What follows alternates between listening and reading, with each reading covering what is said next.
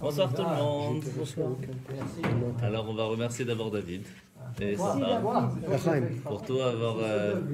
Bah oui, David Donc, Goodman, oui, Corinne, Merci Corinne, merci David. Azak. Merci. Avec ses gâteaux. Déjà pour la superbe idée. Déjà, Oui, l'idée. Azak, David est magnifique, comme ça va nous permettre de faire un tour sur la paracha, de pouvoir tout revoir gentiment. Et puis en même temps de nous inviter chez lui pour le faire, en plus du groupe WhatsApp. Donc extraordinaire. Ils ont Franchement, failli tous Azak. venir, hein, mais ils sont à Paris. Oui, ils sont à Paris. Oui, c'est ça, oui, en Israël aussi. On aurait été 55 ici, Ouais, tranquille. c'est ça, Hein. ouais. Là, tu fais ça à Paris, Ah, il y a du monde. Il y a 300 personnes. Merci surtout à toi de l'avoir préparé. Avec plaisir. Et d'être Oh, ça, avec ici, nous ici pour, en santé. Belgique, c'est une personne en Belgique, c'est comme 10 personnes à Paris. Ah, minimum. Oui, bien Minimum. La qualité est autre. Hein, C'est fois 10, là, Bruxelles, fois 10. Oh, facile. Avec nous, on compte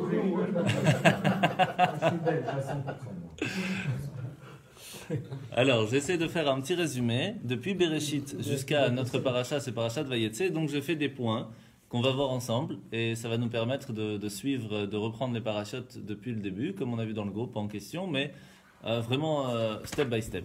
Oui, parce que peut-être il faut juste expliquer l'idée. Ah, vas-y, David, on Je t'écoute. pense que tout le monde a compris, mais l'idée c'était de faire plus ou moins régulièrement, plus ou moins tous les mois, un point sur les parachutes qu'on vient de parcourir ces dernières semaines. Et donc comme ça, ben, voilà. On se remet dans le Juste monde. un problème, pourquoi on répète chaque année les mêmes histoires pour faire la famille de C'est un peu le principe de la paracha. Le problème, c'est exactement ce que tu viens de dire, c'est qu'on les répète. Mais ça ne doit pas être une répétition, on doit l'étudier encore de façon différente pour trouver de nouvelles choses Il y a qui sont toujours écrites quelque chose à dedans. dire. C'est ça le souci, c'est qu'on les Oui, c'est répète. comme La question, elle est sur nous, elle n'est pas sur la paracha. Bien, il t'a payé pour la question. Alors, on va commencer avec Bereshit. Ah, merci à Corinne pour Merci beaucoup, Corinne. le beau kidouche, comme on dit. Alors, on va commencer avec le premier point. Vous voyez, parachat Bereshit. Avant même la création du monde, il y avait 7 éléments essentiels qui étaient le fondement même du monde. Et je vous les ai mis sur le texte. La première, c'est la Torah. La Torah, c'était un des premiers fondements de tout le monde entier. La deuxième chose, c'est la Teshuvah. S'il n'y a pas la Teshuvah, c'était une catastrophe. En fin de compte, on va voir que même si la Teshuvah a été créée avant, elle ne va être fonctionnelle que plus tard, pas directement. Il y a le Gan Eden ainsi que le Gehenom. Donc c'est le paradis et l'enfer, si on veut, dans la traduction littérale. C'est plutôt un endroit où les âmes peuvent profiter des bonnes actions et de l'étude qu'ils ont fait dans ce monde. Ils peuvent en profiter dans le Gan Eden. Et le Gehenom, l'enfer, c'est plutôt un endroit où l'âme peut aller passer un coup de karcher, si on veut, pour enlever les traces qu'elle aurait pu avoir lorsqu'elle a fait quelque chose qui n'est pas bon dans ce monde, pour pouvoir, en fin de compte, aller profiter de ses bonnes actions dans le paradis, dans le Gan Eden. Donc c'est pas quelque chose qui est en soi pas bien, c'est quelque chose de très bien, sauf que ça fait mal, c'est tout. Quand un enfant, il a pris un stylo indélébile et qu'il en a mis partout, bah, il faut frotter. Il n'y a pas le choix. La même chose quand on fait une bêtise, l'âme, des fois c'est juste de la poussière, des fois c'est du stylo, des fois c'est du crayon papier, des fois c'est du stylo indélébile qu'il faut frotter pour pouvoir enlever. Et ça, bah, ça peut faire mal. La cinquième chose, c'est le trône céleste. Alors je ne vais pas trop rentrer dans le détail pourquoi ça a été créé, tout simplement, c'est parce que le trône céleste, c'est l'endroit où Hachem va entre guillemets s'installer. Et là, il y a plusieurs choses. Il y a les âmes qui vont être en dessous, et donc c'est de là que va partir toutes les personnes qu'on est ici-bas dans ce monde. Il y a aussi l'endroit du trône céleste en tant que Dieu et en tant que roi pour nous. Parce qu'il faut savoir que Dieu, quand il est tout en haut, on ne peut même pas parler, entre guillemets, on ne peut pas comprendre, c'est beaucoup trop haut pour nous. Donc il y a un endroit... Kisei Hakavod. Le Kisei Hakavod. Et donc, cet endroit a été créé avant même la création du monde parce que c'est entre guillemets la base que de là va se construire le monde. Il faut une base de royauté avant d'avoir le peuple. Donc c'est un petit peu l'endroit spirituel où va se trouver la base de toute la spiritualité qui va en fin de compte se mettre en tant que matériel dans ce monde. La sixième chose, c'est une base très importante, c'est le Beth Amikdash. C'est un endroit où en fin de compte aura la possibilité, Dieu, à venir s'installer dans le monde. Parce que tout le but de la création de ce monde, c'est pas pour les mondes spirituels. Parce que pour ça, il n'a pas besoin de nous. Il n'a même pas besoin d'un monde. Il n'a même pas besoin de le créer. Il est déjà spirituel.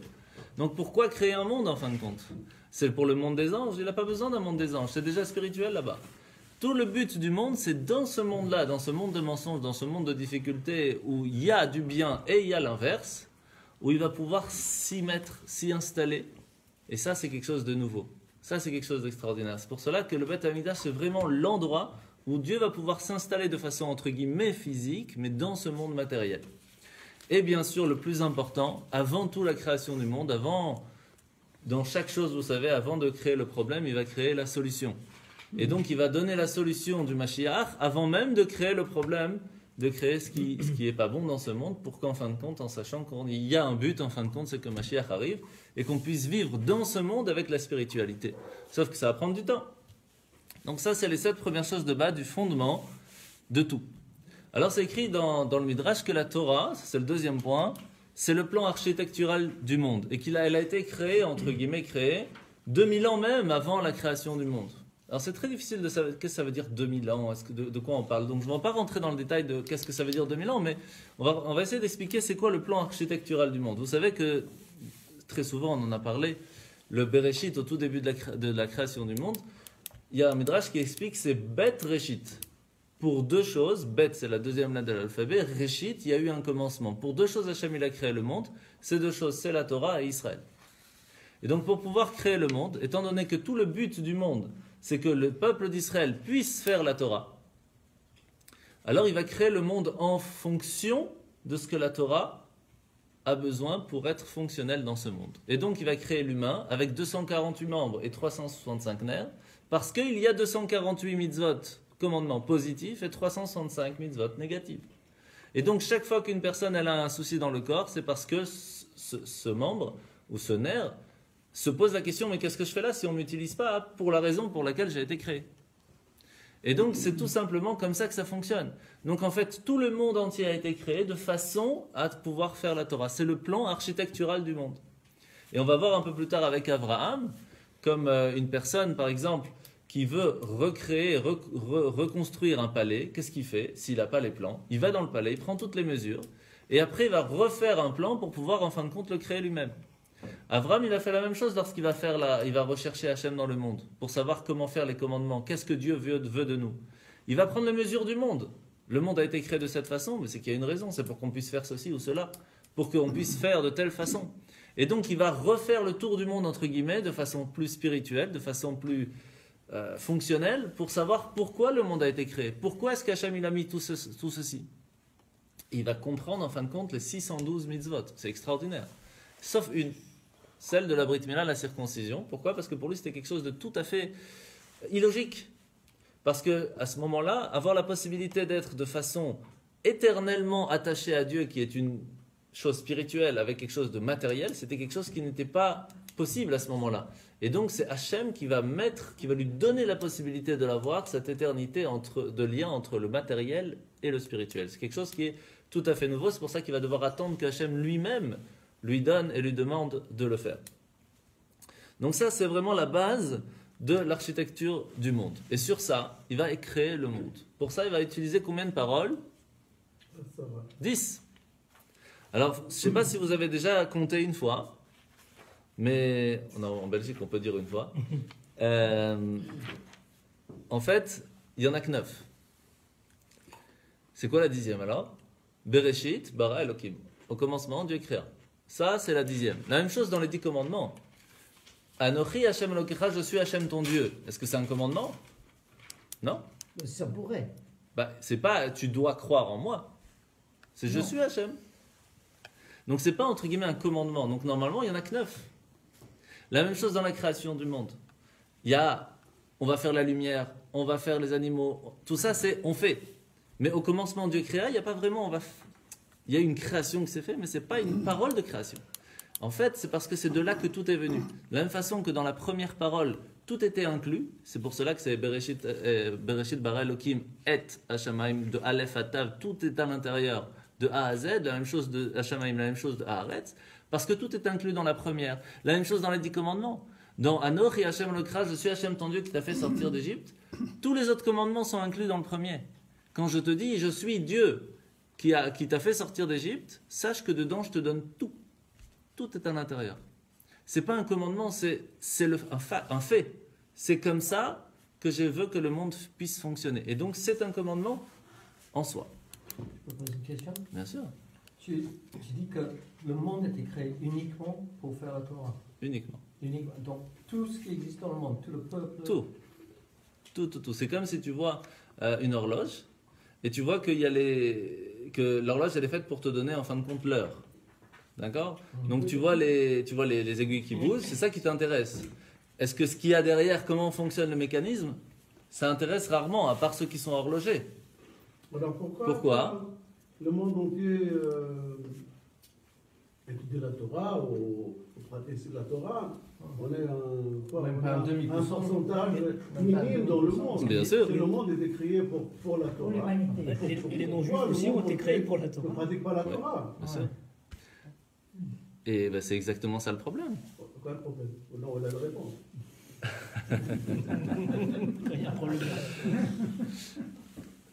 Dans la question, il y a la réponse. Quand Hachem il a créé le monde, il a créé Adam et Chava, Adam et Ève, avec une chose qui n'était pas bien. S'il veut que de toute façon Adam et Ève font que le bien, hein, pourquoi tu crées un arbre qu'il ne faut pas manger? Fais que des arbres qu'on peut manger, si tu veux qu'on fasse que manger, que ce qui est cachère. Ne crée pas le pas cachère. Si tu veux qu'on fasse que le bien, crée que du bien. Qu'est-ce que tu viens créer du mal? Juste pour nous embêter. Sinon, on ne se rend pas compte. Mais déjà, ça c'est une réponse qu'on avait déjà parlé. Mais ici, c'est simplement pour nous montrer une chose très importante. Il y a quelques minutes, on a expliqué que la création du monde pour faire un monde d'anges, il n'avait pas besoin, le bon Dieu. Il n'avait pas besoin de créer un monde avec que des anges, il n'a pas besoin. Créer même que des humains qui sont comme des anges, qui ne font que le bien, il n'a pas besoin de ça. Il est déjà dans un monde qui est complètement spirituel, qui n'a que du bien. Qu'est-ce qu'il voulait? Un monde où il y a la possibilité de ne pas faire le bien et qu'on va travailler pour le faire. Mais il a tellement mis une force qui n'est pas bonne à l'intérieur de ce monde pour pouvoir profiter de ce kiff de voir une bonne action que tout le monde est tombé dedans. Et la preuve, on le voit au tout début, on va le voir tout de suite. Les gens qui venaient d'être créés, Adam et Ève, première personne de la création, ils voient ses enfants faire des choses mais catastrophiques. Il a vécu avec eux. Adam et Ève, il a vécu avec ces personnes-là. Son fils le premier, Caïn, il tue Èvel. Alors que Dieu il vient de le créer, c'est tout neuf. Comment c'est possible? Parce qu'Hachem, il veut ça. Il veut qu'il y ait de la difficulté, il veut qu'il y ait le mal pour que nous, on travaille à faire le bien. Et chaque petite chose de bien qu'on va faire dans ce mal, ça va nous permettre de gagner beaucoup plus de points même que les anges. Mais ça n'explique pas pourquoi on n'est même pas un demi-pourcent du monde. Mais parce que... Et alors que... Ah, ça c'est avec Abraham. Ça, c'est avec Abraham. Hachem, il a créé plein de personnes. Il leur a dit, écoutez, moi, je veux pouvoir prendre une personne, dire, voilà, lui, ça va être mon premier à qui je vais lui donner la possibilité de faire un raffinement du monde pour pouvoir que je puisse m'installer dedans. Je vais vous donner à chacun, c'est comme ça qu'il commence, je vais vous donner à chacun 6 lois de base. C'est comme ça au début de la création du monde avec Adam et Chava. Je vais donner 6 lois de base. Il ne faut pas tuer, il ne faut pas voler, il faut avoir un minimum de tribunal pour pouvoir vivre de façon normale, etc. Il ne faut pas manger les animaux. Avant le déluge, c'était interdit. Et en fin de compte, qu'est-ce qu'ils vont faire les gens? Ils vont faire tout l'inverse de ces 6. Tous les 6, ils vont les transgresser. Il va dire une seconde. Moi, j'ai envie de commencer un monde avec un travail à faire. C'est de pousser le mal pour y amener le bien. Juste ce que je demande de ne pas faire, c'est ça qu'ils font. Il y a un problème. Alors je détruis tout, on recommence à zéro. Il y a eu un souci quelque part. Et il va recommencer avec Noach. Et avec Noach, il dit, ok, tu sais quoi, j'ai vu que la possibilité que, en fin de compte, les animaux, c'est quelque chose qui vont vous aider à devenir peut-être meilleurs. Et donc, il va leur donner la possibilité de manger les animaux, mais il ne faudra pas les faire souffrir. Il faudra les tuer avant de les manger. Ça, c'est le minimum qu'il leur demande. Alors, ce n'est pas encore écrit comment il faut les tuer. Il faut simplement les tuer. En fin de compte, les enfants de Noach, il y en aura 3. Shem, Ham, Yafet. Shem, il va continuer ce que son père lui a appris. Quand ils étaient dans l'arche, il a vu comment Hachem, il n'était pas content des personnes qui étaient contre lui, donc il va continuer ce message que Noach lui a appris, entre guillemets, en lui disant, il y a un Dieu, et tu dois rester avec ça. Il va continuer à fond avec ça. Il va devenir Malkitsédek, qui est lui-même, c'était le roi de Jérusalem. il va faire attention, il va travailler avec Noach, il va ouvrir une yeshiva, il va s'occuper des enfants d'Abraham. Vraiment quelqu'un d'extraordinaire. Et puis il y a Yafet, qui lui, extérieurement, il va être très joli. C'est ça, Yafet. Extérieurement, il va être très joli, mais intérieurement, moyen. Mais bon. Il a fait une grave faute. Pardon? Il a fait une grave faute. Yafet, ça va encore. Yafet, ça passe. Mais Cham, Qui a fait la faute à ça? c'est Cham. Cham, c'est grave. Cham, qu'est-ce qu'il va faire? Ouais. Cham, qu'est-ce qu'il va faire? C'est pas tout de suite, mais c'est pas grave. Cham, qu'est-ce qu'il va faire? Quand il va voir son père qui aura bu du vin et qui va tomber sous, il va lui enlever la possibilité d'avoir des enfants. Pourquoi? Pour tout simplement dire, c'est tout. Il y a 3 personnes, ce sera nous qui aurons un tiers du monde. Je veux pas qu'il y ait d'autres personnes, j'ai pas envie de partager le monde. Et un tiers qui est pour moi. Et ça, Dieu ne va pas aimer, Noach ne va pas aimer. Et donc, il va être maudit. Pas lui, puisque Dieu l'avait déjà béni. Donc, Noach ne pouvait pas le maudire. On ne peut pas donner une malédiction sur une personne que Dieu lui-même a bénie.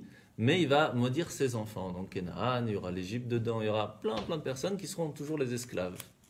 Et donc, il va être envoyé. Je ne rentre pas dans le détail, etc. Donc, en fin de compte, la question c'était comment ça se fait qu'on n'est pas beaucoup? Parce qu'en fin de compte, Cham, toute sa partie, ça va être catastrophique. Ils vont arriver, ils vont apprendre la sorcellerie, on va voir plus tard dans l'histoire. Ils vont commencer à utiliser les noms de Dieu qu'on peut utiliser pour faire des choses pas bien dans le monde. Donc ils vont utiliser la sorcellerie, plein de choses. Ils vont l'utiliser à leur escient et pas à bon escient. Yafet, c'est aussi problématique. Excuse-moi, mais ce que tu dis, on le retrouve dans quoi? Ça veut dire, ça c'est dans le texte. Dans quel texte? Dans la Torah. D'accord. Juste après Noach, parachat Noach. Au livre du Nord. Ok. Et Yafet, ouais, mais on a sauté, mais c'est pas grave, on va revenir tranquille. Yafet, ça va être un peu moitié-moitié comme ça, c'est-à-dire qu'il y en aura quelques-uns qui vont dire qu'il faut quand même garder une certaine norme, qu'il y a quand même Dieu qui a créé le monde, qui va commencer à se perdre doucement, parce qu'ils vont dire, ok, c'est Dieu qui a créé le monde, mais il faut remercier le soleil, parce que c'est quand même le soleil qui amène la lumière. Et donc, on va remercier le soleil. Il faut savoir que même dans la Torah, chez nous, on remercie le soleil. On remercie la lune une fois par mois. Et il y a des prières pour cela. Mais c'est le soleil une fois, bien sûr. Une fois tous les 25 ans, un truc comme ça, on remercie. Il y a la Birkat HaShemesh, bien sûr. La bénédiction de la lune, c'est plus classique. Mais il y a la bénédiction du soleil aussi. On fait une bénédiction sur l'arc-en-ciel. On fait sur le tonnerre. On fait sur les éclairs. On fait sur tout. Ouais, de toute façon, on fait sur tout. Mais on n'oublie pas une chose très importante, c'est qu'on dit Baruch Ata Hashem. Merci à Dieu qui a mis comme intermédiaire pour nous aider à nous le soleil, la lune, etc. On ne dit pas merci au soleil d'avoir fait ton travail seulement. Merci à Dieu de lui avoir donné la possibilité de faire ce travail. Et le problème, c'est qu'au bout d'un moment, ils ont commencé à oublier que le soleil vient de Dieu. Ils ont commencé à remercier que le soleil. Puis ils ont fait après des idoles à l'image du soleil, Ra, etc. Et c'est comme ça qu'ils sont tombés dans le piège de l'idolâtrie. Shem, une partie va tenir quand même, parce que Shem c'était leur ancêtre, c'était son grand-père, etc. Et d'autres aussi vont tomber dans le piège. Mais, puisqu'on va même Terach, le père d'Abraham, c'était un businessman, il vendait des idoles. Ça marchait bien le business, pourquoi pas? Mais Abraham va dire stop. Et c'est ce qu'on va apprendre plus tard, comment il a fait Abraham pour reconnaître Hachem. Donc en fin de compte, Hachem, il va choisir une personne. Après plus de 2000 ans d'attente. Abraham.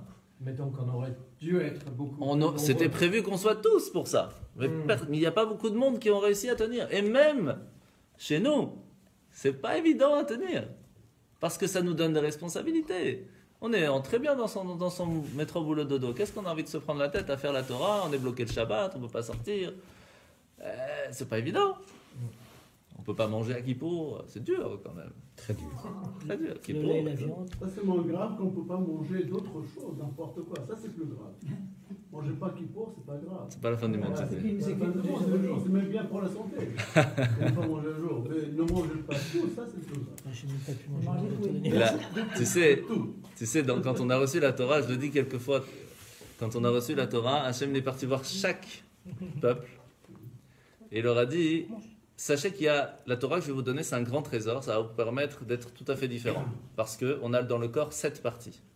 On a la tête, le corps, le bas, 2 bras, 2 jambes. 7 parties. Ces 7 peuvent être raffinés pour devenir quelqu'un de bien extérieurement au moins. Ce sont les 7 lois Noachid. 7 lois de base pour pouvoir vivre dans un monde de façon normale, pour qu'on puisse vivre. Mais à l'intérieur de vous, vous avez 248 membres et 365 nerfs. C'est-à-dire que pas seulement l'extérieur vous pourrez raffiner, mais vraiment l'intérieur de vous-même, ce qui est beaucoup plus difficile. Mais pour ça, c'est plus compliqué. Alors, il va leur dire, sachez, les 7, de toute façon, vous êtes obligés de le faire. Mais si vous voulez que je vous donne la possibilité de devenir quelqu'un de raffiné même à l'intérieur de vous, ce qui sera sûrement pas évident, je peux vous donner la Torah. C'est un grand trésor, je suis prêt à vous le donner. Mais sachez, et là, chaque peuple, il va donner une chose difficile, il va leur dire, sachez qu'une des 613 commandements qu'il y a dedans, c'est, il ne faut pas voler. Et c'était exactement la difficulté de ce peuple. Je vais dire, attends, mais tu rigoles, on fait du business tous les jours, on ne fait que ça. Comment ça marche? Alors, on ne veut pas, merci, laisse-moi tranquille. Alors il va voir un autre, et eux ils faisaient que des guerres. Alors, il ne faut pas tuer. Attends, comment on fait pour gagner notre vie? Ça ne marche pas. Et il va voir un autre peuple, il leur dit ça, et ça, et ça. Et quand il arrive devant le peuple juif, c'est pas sympa, entre guillemets, c'est pas... Il leur dit rien. Vous voulez la Torah ou pas? Et s'il nous aurait dit qu'il ne fallait pas manger le lait, la viande, il fallait manger cachère, peut-être qu'on n'aurait pas dit non. C'est quoi la chose la plus difficile pour le peuple juif? C'est quand on ne nous dit pas c'est quoi, on nous dit fais sans comprendre. Ça, c'est trop dur pour un juif, c'est pas possible. Et quand il nous a dit est-ce que tu es prêt à faire sans comprendre, en me faisant confiance? Et on a dit Naase Venishma, on va faire, et puis on te fait confiance. Là, Hachem, il a dit ok, là c'est bon. Ils ont été prêts à prendre sur eux, même la chose la plus difficile. Et ça, c'est quelque chose qui n'est pas évident. Une petite anecdote sur cette histoire. Ouais. Donc, il passe le peuple, et ça, il arrive chez les Juifs. Il a dit, vous voulez la Torah? Il posait la question, combien ça coûte? Il a dit rien. Donne-moi deux. C'est C'est comme ça qu'on avait de... Le Srotabrit. Razak. Razak. Et donc, on va revenir à notre mouton. Il n'y a que les feuilles, il n'y a rien à faire. Hein. C'est la version. Razak. Alors, donc, on a les 6 jours de la création. Alors, vous connaissez sûrement, on ne va pas rentrer dans le détail, qu'est-ce qui a été créé le premier jour, la lumière, l'obscurité, etc. Après, on ne va pas rentrer trop dans le détail de chaque chose, parce qu'on en a pour 4-5 ans, rien que pour expliquer les 6 jours de la création. Mais on va essayer de voir quelles sont les choses qui ont été créées juste avant Shabbat. Il y a en tout 10 éléments qui ont été créés à la veille de Shabbat. Pourquoi? Parce qu'Hachem va voir que c'est quelque chose de trop important avant que le monde commence vraiment à partir du dimanche, entre guillemets, c'est Yom Rishon. Et donc à ce moment-là, il a dit il faut que je les fasse avant que Shabbat commence. Et donc vraiment, juste avant que Shabbat commence, il va s'en occuper. Quelles sont ces 10 choses? Première chose, Pi Haaretz. Pi Haaretz, c'est la possibilité à ce que la terre s'ouvre et engloutit des personnes. Qui va être utilisé quand? Au moment de Korach. Lorsque Korach va se rebeller contre Moshe, il va ouvrir la terre pour qu'il puisse rentrer directement en enfer. Ça, c'est une chose, il a dit, il faut que je donne la possibilité à punir ceux qui vont se rebeller contre Dieu. Deuxième chose, c'est l'ouverture du puits. Pi HaBe'er. Alors, il y a plusieurs explications, c'est quoi Pi HaBe'er? Ici, c'est plus le puits de Myriam qu'on parle. C'est le puits que quand ils allaient être dans le désert pendant 40 ans, il fallait qu'ils boivent. Donc, il y a un puits qui suivait, un rocher, entre guillemets, qui suivait le peuple juif pendant ces 40 ans et que l'eau coulait tout seul de ce puits pendant 40 ans. Et puis, il avançait avec eux et il est parti dans quelle ville en Israël? Dans quelle ville il est parti? Beersheba. Non. À Tveria, exactement, à Tibériade. Et il est à Tibériade, il est caché à l'intérieur de l'eau. Et après, il y a plusieurs histoires avec le Rav Kadouri qui a réussi à le retrouver. En tout cas, ce qu'on sait de façon sûre, c'est que le Harizal, donc le maître de la Kabbale, faisait boire à ses élèves les plus érudits de l'eau du puits de Myriam. Et à ce moment-là, ils avaient une ouverture de connaissances kabbalistiques extraordinaires. Ça, c'est ce qu'on sait sûr. Après, il y a plein d'histoires dans les derniers rabbins connus kabbalistes qui ont réussi à le retrouver. Mais aujourd'hui, on sait approximativement, si vous prenez le bateau, vous allez à Tibériade, vous pouvez demander où se trouve approximativement dans les 300-400 mètres en dessous de la terre, en dessous de la mer, mais on ne sait pas où exactement. Ok? Ça s'appelle BR. Le Pi HaBe'er, mais c'est plutôt Be'er Miriam. Aujourd'hui, il s'appelle Be'er Miriam. Alors, on a aussi Pi Haton, la bouche de l'ânesse. La bouche de l'ânesse. Une ânesse, c'est la femme de l'âne, qui va avoir l'histoire de Bilam. il y a un prophète, vous savez, quand Moshe est né, les anges ont été très très très étonnés de voir Dieu qui crée Moshe, en disant c'est normal que les Juifs vont suivre leur leader. Tu leur donnes quelqu'un comme Moshe, c'est facile. Donne-nous aussi quelqu'un comme Moshe, mais de l'autre côté, qui ne soit pas juif. Et tu verras que nous aussi, on va être des gens extraordinaires. Il dit ok, on va donner le même, entre guillemets. Sauf que Moshe, lui, a utilisé tout son potentiel pour aider le peuple. Et Bilam, il a utilisé tout son potentiel de prophétie pour s'aider à soi-même. Et donc, il vendait ses malédictions. Il disait à tout le monde, voilà, si vous voulez gagner une guerre, c'est facile, tu me donnes tant d'argent, moi je maudis l'autre et t'es tranquille. T'es sûr qu'il avait une force extraordinaire. Mais il y a eu un moment où le roi de Moab, Balak, va demander à Bilam de venir maudire le peuple juif. Et il va demander à Bilam. Et Bilam lui dit, écoute, moi je veux bien, mais il faut savoir que je suis un vrai prophète. Bilam était un vrai prophète, il parlait avec Dieu. Et il dit, je ne peux pas faire plus que ce que Dieu me permet de faire. C'était pas un charlatan. Hein. Et donc, pendant la nuit, Dieu va venir le voir et lui dit, tu peux pas partir avec eux. Tu peux pas, cherche pas, tu pourras jamais rien faire contre le peuple juif. Alors une fois, il leur dit stop, je veux pas, une deuxième fois, nanana, jusqu'à qu'en fin de compte, il va quand même aller, mais il va lui dire, on verra sur place, je vais essayer, mais je peux pas rien te garantir, Dieu ne veut pas, etc.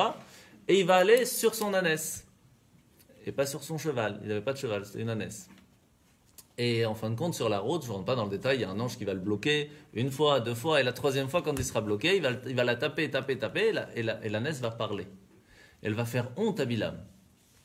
Elle va dire, qu'est-ce que tu me feras? Parce que j'ai toujours été avec toi pendant si longtemps. Pourquoi? Et bon, toute une histoire. Et en fin de compte, ça a été créé à ce moment-là, la bouche de l'ânesse, la possibilité de l'ânesse de parler, rien que pour cette histoire de Bilam. Alors il faut savoir que l'ânesse, en fin de compte, a été détruite, a été tuée, pour ne pas que les gens puissent dire, ah, t'as vu Bilam, elle s'est fait avoir par son ânesse, etc. Pourquoi? Parce que même faire honte à quelqu'un qui n'est pas bien, qui veut même nous tuer, c'est quelque chose qu'il faut faire attention. Et donc même pour ça, faire honte à quelqu'un, c'est grave. Donc Hachem, il n'a pas voulu que l'ânesse puisse rester vivante après. Pour vous donner une idée comment faire attention à ne pas faire honte à quelqu'un. L'ânesse, c'est la femelle de l'âne. De l'âne, ouais. D'accord. Il y a même un Midrash qui dit l'aucun d'Israël qui est Moshe Od. D'accord. Ça veut dire que Bilam était encore plus haut que Moshe. Il y a un potentiel. Parce que c'est un peu la même chose, un peu entre guillemets, je dis bien, entre Yaakov et Esav. Que Yaakov, c'était entre guillemets celui qui a réussi à être le meilleur. Mais Yitzhak voulait quand même donner la bénédiction à Esav. Pourquoi? Parce que son potentiel de combattant du mal était plus fort que celui de Yaakov. Mais il n'a pas utilisé ce potentiel comme il le fallait. Et c'est Rivka qui lui a dit, cherche pas, pour l'instant il n'est pas prêt, donc il faut donner à Yaakov. C'est lui qui réussira. Et c'est très simple, il faut savoir pourquoi. C'est très simple. Quand quelqu'un il est là, c'est que, imaginez, il y a un mur ici. Si la pierre est là, il arrivera ici. Si la pierre est tout en haut, elle arrivera plus bas, plus loin, plus bas. Et donc c'est la même chose. Quand une personne elle est là, sa source elle est plus basse. Quand elle est plus loin, sa source elle est plus haute. Et donc même si Yaakov il est plus haut, entre guillemets, il est plus proche de Dieu, c'est que sa source elle est moins haute. Alors que Esav est plus loin, mais son potentiel de sa source elle est encore plus grande. Mais après il faut pouvoir l'utiliser. C'est ça, c'est tout le problème. Alors on va continuer. Il y a l'arc-en-ciel qui a été créé avant même, parce qu'Hachem il savait qu'il allait avoir tout le problème, donc il a créé la possibilité de teshuva, de dire à tout le monde, je ne vais pas tout détruire maintenant, vous avez la possibilité de demander pardon. On est aux 10 éléments créés à la veille du Shabbat. J'ai pas tout marqué, non, c'est juste des points. Il y a la manne céleste qui va être donnée dans le désert pour qu'ils aient de quoi manger, qui avait tous les goûts possibles et inimaginables. Donc c'est pas mal. Quand les parents ils disaient mange des haricots verts, non, c'est de la pizza, c'est meilleur. Il y avait le bâton de Moshe, qui était en fait le bâton qui a été donné à Adam, qui est passé plus tard à Noach, puis à Shem, puis ça a été volé par Ham, et puis toute l'histoire, je ne sais pas si vous connaissez, ça arrive chez Pharaon, puis chez Yitro, puis c'est Moshe qui l'a. Bon, on ne va pas rentrer dans le détail maintenant, ce sera dans les prochaines parachutes. Il y a le shamir. Vous avez entendu parler du shamir? C'est un ver de terre qui a une force de pouvoir faire de casser tous les métaux possibles et inimaginables. Parce qu'il faut savoir que pour construire le temple, on ne peut pas utiliser le fer. Alors comment ils les ont fait pour tailler, etc. Hachem, il a créé avant même le Shabbat, à la veille du Shabbat, un ver de terre, qui a une force spéciale, un peu ultra laser comme ça, de pouvoir tailler tous les métaux. Et il faisait avec du stylo, entre guillemets, avec de l'encre, il faisait les traits qu'il voulait, il le mettait devant, il coupait tout ce qu'il voulait. Le ver de terre, c'est l'animal. Ah ouais, un ver de terre spécial, il n'y en a qu'un, qui s'appelle le chamir, qui est resté vivant et qui est toujours vivant, mais on ne sait pas où il est. Alors il y a toute une histoire, quand on arrivera plus tard dans l'histoire à la construction du temple, on en parlera, avec le roi Salomon, comment il a trouvé, qu'il a parti voir des démons pour savoir, avec le coq de bruyère, il y a plein d'histoires. Il y a Aktav, l'écriture. Donc, quand on parle de l'écriture, c'est les lettres hébraïques qui nous permettent en fin de compte de faire la création du monde, parce qu'il faut savoir que chaque lettre a un secret derrière. Le Aleph, c'est un Yud et un Vav au milieu. C'est le Yud d'Hachem, le Yud de nous, et le Vav au milieu, c'est les 6 comportements de tous les mitzvot, si on veut se connecter avec Hachem. Le Bet, c'est un Resh ou un Dalet avec un Vav. Donc chaque lettre a une force de création. Et quand on apprend la Kabbale, on comprend pourquoi est-ce que Hachem il a créé avec or, avec une lumière. Puis il a rajouté sa force du Yud, ça a fait Avir, c'est l'atmosphère qui est autour de la terre, etc. Je ne vais pas rentrer dans le détail parce que c'est en fin de compte les lettres qui ont permis, et encore jusqu'à aujourd'hui, qui font que le monde fonctionne. Après, il a créé la gravure, ça on parle bien sûr des 10 commandements. Et puis l'étape de la loi en soi, qu'ils ont été créés déjà à l'avance pour les donner au peuple juif. Donc ça c'est les 10 choses qui ont été créées avant même le Shabbat. Après, il y a eu le Shabbat. Mordechai, excusez-moi. Bereshit, donc, je vois, le premier jour, c'est Dieu a créé ça, puis ça, puis ça, puis ça, et le 7e, c'est le Shabbat. C'est marqué nulle part tout ce que vous dites. Ah, j'ai mis que des points. Hein. Et c'est des points de qu'est-ce qu'on va parler, et après, moi, je vous explique. C'est juste pour vous, pour suivre l'histoire. Je ne vais pas tout vous donner. Avant le c'est Shabbat, les 10, je voyais le Shabbat juste avant, les 10 éléments créés à la veille du Shabbat. Il va dire. Non, mais pas des 6 jours, qu'est-ce qu'elle a créé Dieu? Avant le Shabbat, il y avait les 6 jours. Ah la oui. lumière, Vous voulez savoir tout ce qui s'est passé pendant les 6 jours? Oui, c'est ce que vous voulez savoir. Oui, ou quand on lit ça, quand on lit Bereshit, où c'est marqué ça? Tout ce qui est créé avant le Shabbat, c'est... Ah, c'est dans le Midrash. Non, quand on regarde le texte même, Oui, bien sûr. Prends le texte. Eh ben. quand on regarde le texte même de la Torah, c'est pas écrit tout. C'est écrit de façon très cachée. Il y a les 6 jours de façon de base. Il a créé la lumière, il a créé l'obscurité, puis après les animaux, et puis après... C'est écrit de façon... Chaque personne peut le comprendre à son âge. Et Rashi vient expliquer pour les enfants de 5 ans. Pardon, ça c'est clair. C'est ça. Ça c'est clair. Non, mais les 10 choses. La lumière, et après ça, la terre, et après ça, la différence de la lumière, et tout est écrit. Oui, mais ce qu'elle veut savoir, les 10 choses, ça c'est pas écrit. Ça c'est le Midrash. Non, ça c'est le Midrash. Ça n'a rien à faire. Ça c'est le Midrash. Le Midrash vient nous expliquer tout ce qui est caché dans les mots de la Torah. Il vient de parler de ça, c'est des choses qui sont écrites. Dieu a créé la veille de Shabbat, après qu'il a terminé le création du monde. Midrash alors. Ah oui. Sans le Midrash, on ne peut pas comprendre tout ce qui s'est passé. Il y a tellement de questions qu'on se pose. Aussi, exact. Il y a fait, Azak. Donc, alors, on va passer maintenant au Shabbat. Le Shabbat a été créé pour donner la possibilité à chacun d'entre nous de pouvoir se reposer. Le mot reposer n'est pas tout à fait exact, parce que Vaïnafash, ça veut dire il a donné la possibilité à l'âme de profiter. Ça veut dire, c'est comme quand quelqu'un il a créé, je sais pas moi, un programme informatique, ou il a créé quelque chose, et qui va dire stop, j'arrête de créer maintenant, je profite de ce que j'ai fait. Donc c'est un arrêt de création pour pouvoir profiter de ce qui s'est passé. Et c'est la même chose dans jour le jour. Pendant 6 jours, on va travailler, et le 7e jour, on profite de ce qu'on a travaillé. On dit stop, ça suffit le travail. Il faut qu'au moins je sache pourquoi je vais travailler. Mais si je n'ai pas Shabbat pour aller profiter de mon travail, alors on n'arrête pas de travailler, on ne s'arrête jamais. Et en fin de compte, on ne profite pas de ce qu'on fait. Et un jour, on se réveille à 60, 70 ans, qu'est-ce qu'on a fait? On n'a fait que travailler, et c'est tout. Et donc le Shabbat, Pachout, ça nous permet d'avoir une sorte de recul pour se poser la question, pourquoi je suis allé bosser cette semaine?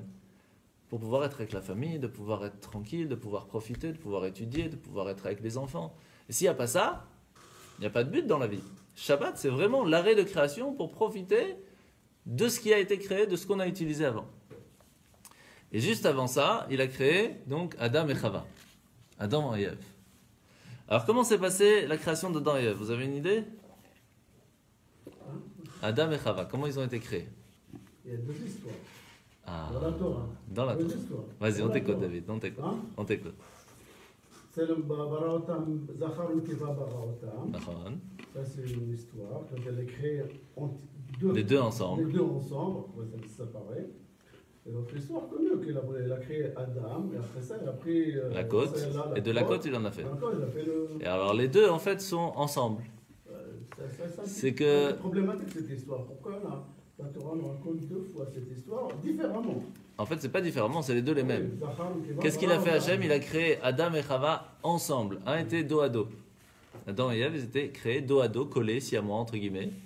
Et c'est par la côte qu'il a commencé à les découper. Donc, un des premiers métiers, c'était d'être chirurgien. Il les a découpés Avec à les vers de partir terre. de. Avec les vers Avec de les vers de terre.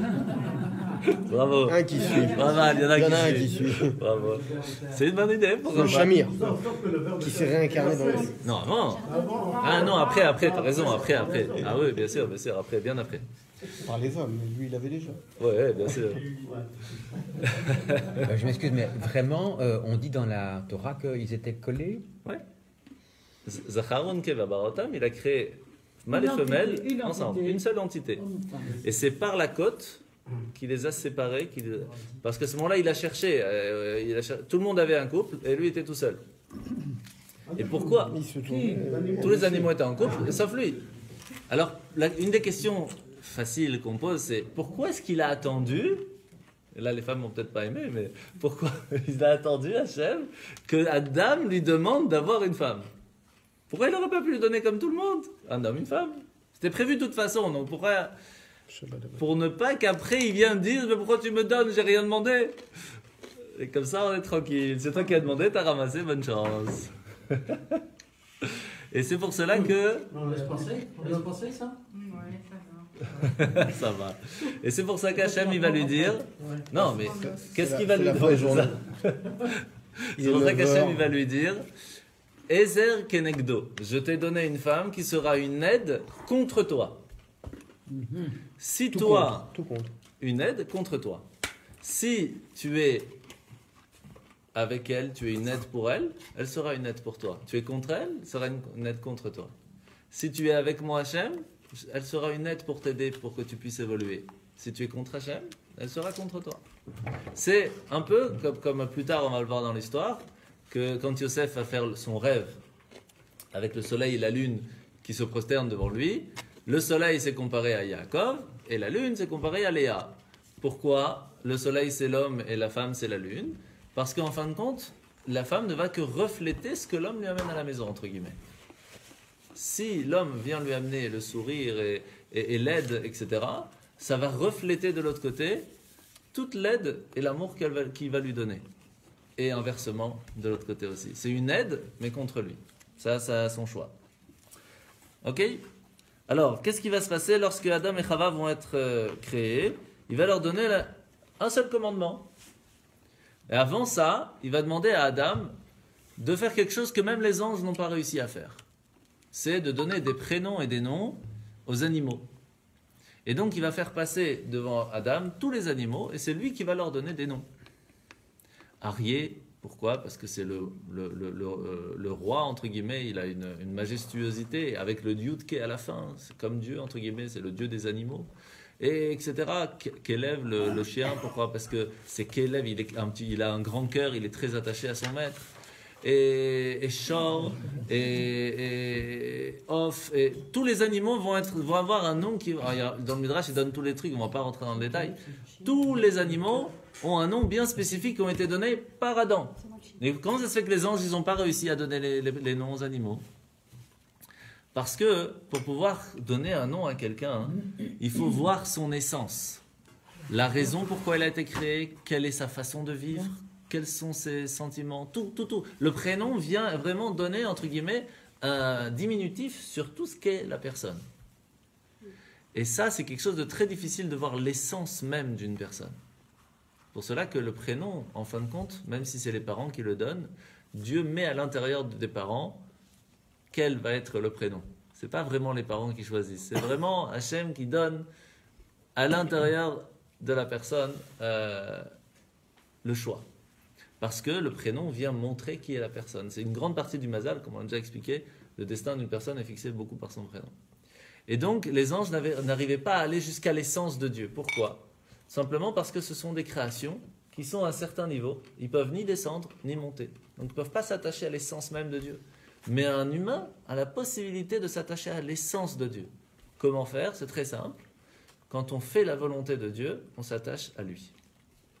Et donc, à la différence de l'étude de la Torah qui est en soi, quand on fait l'action d'étudier, donc on s'attache à sa volonté d'étudier, mais la compréhension même de la Torah, ça s'appelle la sagesse divine. Mais ce n'est pas sa volonté encore. Lorsqu'on fait une action, on va étudier, ou on va mettre les tefilines, on va faire les bougies, ça on a fait une action, on fait sa volonté, comme ça on s'attache à son essence. Ça c'est quelque chose qui est beaucoup plus fort qu'un humain, un ange. C'est pour ça qu'en fin de compte, les anges, quand ils ont voulu avoir la Torah, Moshe leur a dit, mais une seconde, vous n'avez pas de parents. Vous n'êtes pas sortis d'Égypte, vous ne pouvez pas allumer des bougies. Ça ne parle pas pour vous. La Torah, ce n'est pas pour vous. La Torah, elle est faite pour évoluer, pour changer, pour devenir meilleur. Mais les anges ne pouvaient ni évoluer ni descendre. Donc, ce n'est pas pour vous. Et donc, Hachem, il va créer donc Adam et Chava. Il va leur donner la possibilité de donner tous les prénoms à tout le monde. Et il va lui dire, écoute, profite de tout ce qu'il y a ici, parce que c'est pour vous. Mais sache qu'il y a un endroit, un arbre, c'est l'arbre de la connaissance du bien et du mal. Et cet arbre, il ne faut pas toucher.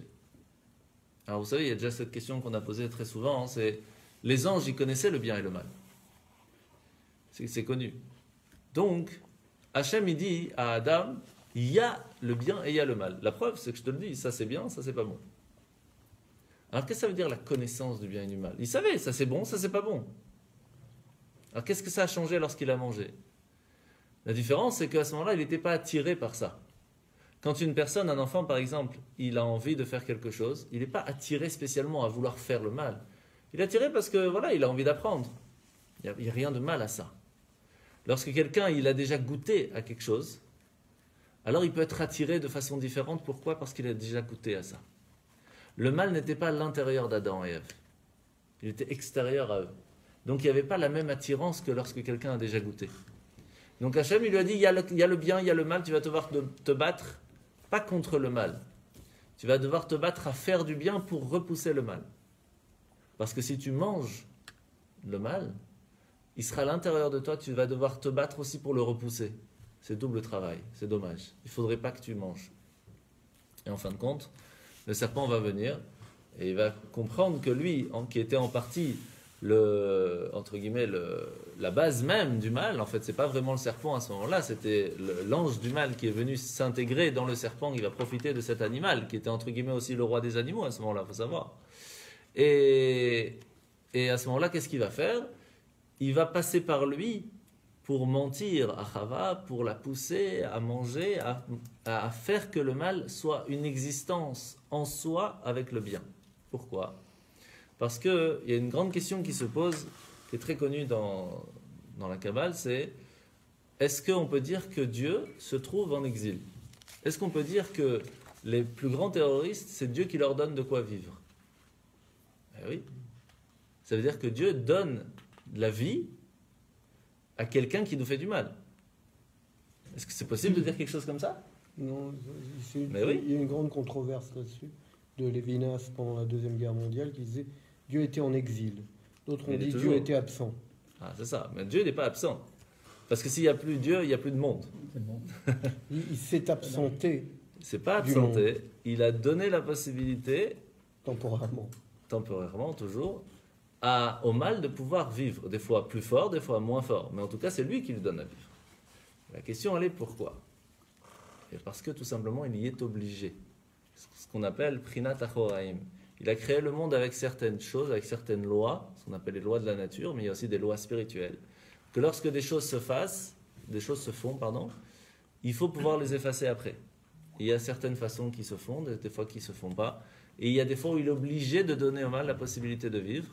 Et c'est ce qu'on appelle Dieu est en exil. Il est aussi coincé que nous. Il n'a pas le choix de donner ces forces-là. Et donc, à ce moment-là, il va s'intégrer à l'intérieur du mal. Et le bien va se mélanger avec le mal. Et à chaque fois qu'on fait du bien, on donne un petit peu aussi au mal à manger. Et à chaque fois qu'on fait du mal, on donne aussi un peu du bien à manger. C'est pour ça que dans chaque vérité, il y a 5% de mensonge. Et dans chaque mensonge, il y a 5% de vérité. Et dans chaque chose aujourd'hui, c'est comme ça. Une vérité 100%, c'est presque impossible, à part dans l'étude de la Torah. Sinon, tout le reste, c'est presque impossible. C'est comme ça. Le bien et le mal vivent ensemble aujourd'hui. Et tant qu'il n'y aura pas Mashiach, ce sera comme ça. Et donc Hachem va faire ce qu'on appelle le mariage dans le jardin d'Éden. Il va marier Adam et Chava. Et c'est de là qu'on va apprendre dans le Midrash comment s'est passé le mariage. Je ne vais pas rentrer dans le détail, c'est très long. Et en fin de compte, il va lui donner donc, on a dit, 6 lois. La première, c'est la nomination de juge, ça veut dire des lois de base. Numéro 2, l'interdiction de profaner le nom de Dieu. Numéro 3, l'interdiction de l'idolâtrie. 4, le meurtre. 5, la débauche. Et 6, le vol. 6 choses de base pour pouvoir fonctionner. En fin de compte, ils vont manger des fruits interdits. Ils venaient de vivre depuis 3 heures, hein, c'est pas long, hein, et encore même un peu moins que ça. Et donc, en fin de compte, Shabbat arrive, et il va dire à Hachem, écoute, tu vas pas me virer, j'ai pas de choulan, j'ai rien préparé pour Shabbat, comment on fait? Alors il va dire, ok, tu restes là pour Shabbat, et après Shabbat, tu sortiras. C'est comme ça qu'on apprend que, de la même façon que Hachem n'a pas laissé quelqu'un dehors pendant Shabbat, si quelqu'un nous demande pour Shabbat de rester quelque part parce qu'il n'a pas où rester, on ne peut pas dire non. C'est vraiment quelque chose de pas bien. Le Chabad, ils font ça seul. Non, c'est tous les juifs, grâce à Dieu. Tous les juifs sont comme ça. Tous les juifs sont Chabad. Bravo. Tous les Chabad sont. Tous les Chabad sont juifs aussi, c'est pas mal. Non, c'est connu dans l'histoire juive qu'accueillir quelqu'un à la maison à Arnasat Orchim, c'est une des plus grandes mitzvahs. Mais encore plus à Shabbat. Encore plus à Shabbat parce que la personne est coincée, elle ne peut rien faire. Elle peut pas prendre la voiture, elle ne peut pas prendre de rien. Donc on est coincé, il faut absolument faire attention que chacun ait où dormir et où manger pour Shabbat. C'est quelque chose de très important et on l'apprend entre autres de là. Donc en fin de compte, après Shabbat, qu'est-ce qui va se passer? Adam et Chava vont être jetés du Gan Eden et il y aura 2 anges qui vont être là pour protéger l'entrée. Pourquoi? Tout simplement parce qu'à l'intérieur du jardin d'Éden, il y a un arbre qui s'appelle l'arbre de l'éternité, Etz Chaim. Et si quelqu'un va manger de ce Etz Chaim, il devient éternel. Et s'il mangeait de l'éternité, de l'arbre de l'éternité, alors qu'il avait en lui le mal aussi aurait été éternel. Et ça, ce n'était pas possible de faire. Et donc, il va protéger l'entrée, la brute. Qu'est-ce qui va se passer? Ils vont sortir, c'était samedi soir. Samedi soir, il est tard, c'est la nuit, c'est la première fois qu'il voit la nuit. Il a peur. Et donc Hachem va lui dire, c'est simple, tu prends 2 silex, tu tapes, et ça va te faire de la lumière. C'est pour cela que Motzei Shabbat, à la sortie de Shabbat, qu'est-ce qu'on fait? On allume une torche, et on va montrer les ongles, et on va sentir aussi des bessamim, des encens. Pourquoi? Pour plusieurs raisons. On montre les ongles parce que c'est tout ce qui nous reste de Adam. Il y a 2 avis sa peau était en fait de l'ongle. Un autre qui dit qu'en fait c'était une peau de lumière, de or, et c'est devenu or avec un haïn qui est devenu peau. Donc c'est le aleph qui s'est changé en haïn. Et en fin de compte, c'est tout ce qui nous reste de Adam. Donc on montre ça à la lumière qu'il a allumée à ce moment-là. Et pourquoi on sent les encens? Parce qu'on a une deuxième âme qui se dévoile en nous. Une deuxième, c'est un grand mot. Une partie de l'âme qui se dévoile en nous pendant Shabbat, et ça fait beaucoup de mal au corps lorsqu'elle part, et lorsqu'on sent ça, ça lui permet de partir plus facilement, ça fait moins de dégâts au corps, de façon spirituelle. Et donc, il va sortir et il va commencer à entre guillemets, à pas seulement avoir des enfants, mais à construire le monde. Et lorsqu'il va construire le monde, il y a eu Caïn et Abel. Oui? Vous vous rappelez de Caïn et Abel? Caïn et Abel qui vont naître jumeaux. Un, il va être né avec une seule jumelle, l'autre il va être né avec 2 jumelles. Et en fin de compte, Caïn va être jaloux. Parce que lui, il n'a qu'une femme, l'autre, il a 2 femmes. Et en plus, quand Abel va donner un sacrifice à Dieu, il va être accepté. C'est normal, il a donné tout son cœur, il a donné tout ce qu'il avait, le meilleur de ce qu'il avait. Alors que Caïn, qu'est-ce qu'il va faire? Il va donner le moins bien qu'il a, il va donner du lin. Il aurait pu donner autre chose. Il faut savoir déjà que lorsqu'ils ont fait le sacrifice, Caïn n'a pas donné du lin juste comme ça. Le mot korban, d'accord? Vous prenez les dernières lettres de korban, le kouf, c'est kouf, vav, p. Donc le p, vous gardez en tête.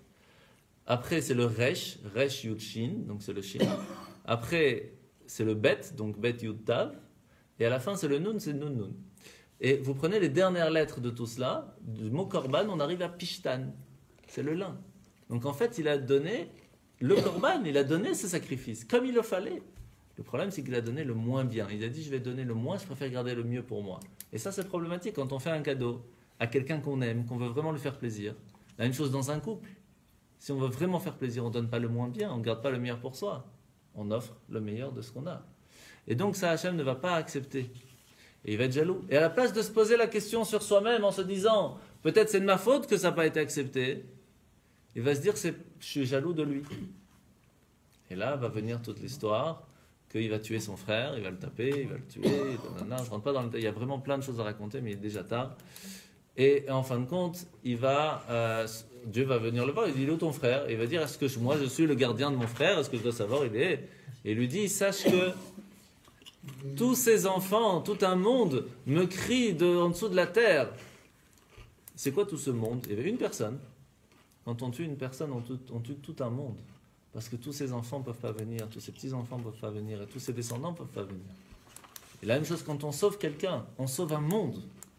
Parce que tous ces descendants vont venir, etc. Et quand on dit sauver, ce n'est pas seulement matériellement, physiquement, mais aussi spirituellement. Vous connaissez, vous avez un ami que nous, on n'a pas la possibilité de connaître, et que vous allez lui dire, tu sais quoi, viens Shabbat à la maison, viens, on fait.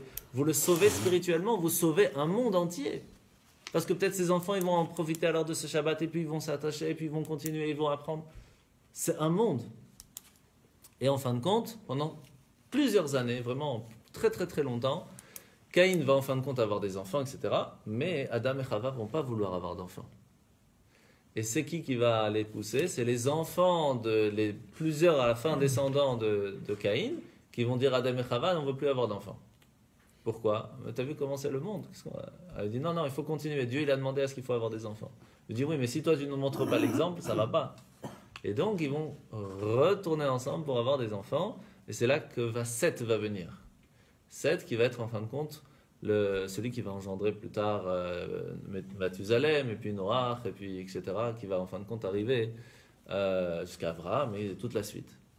Et donc, Seth va avoir en fait l'âme de Hevel, comme ça que nous dit la Kabbale, qui va prendre l'âme de Hevel qui était perdue et qui va la continuer. C'est comme ça que va continuer en fin de compte le monde. Et la génération du déluge, c'est que pendant toutes ces 10 générations depuis donc, le meurtre de Caïn et Hevel, depuis Adam jusqu'à Noach, les gens vont commencer à faire des choses catastrophiques. Alors vous avez sûrement entendu parler des Néphilim. Entendu parler des Néphilim? Néphilim, ça vient du mot Nophel, qui veut dire tomber. Il y a des anges qui ont vu la catastrophe du monde. Ils ont dit, c'est quoi cette histoire-là? Si nous, on va en bas dans le monde, on ne va pas faire toutes ces bêtises. Ah bon? Vas-y, descends, on va voir.